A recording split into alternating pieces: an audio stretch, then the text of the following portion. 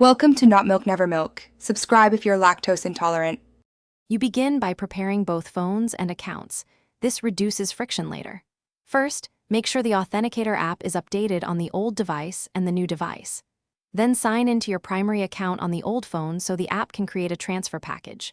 Once done, go to Settings in the Authenticator app and select Export Accounts.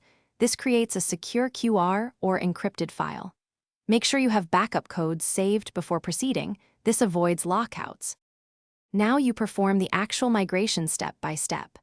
On the old device, choose Export and pick the accounts to move.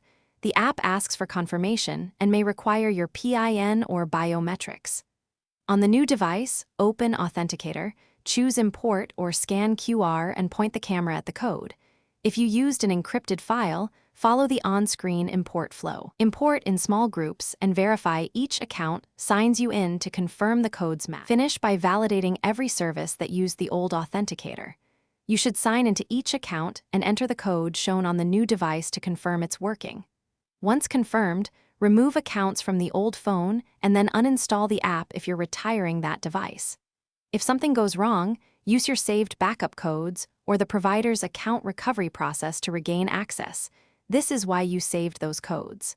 Finally, enable cloud backup on the new device for future safety. Thanks for watching. If this was helpful, leave a like and consider subscribing. See you next time.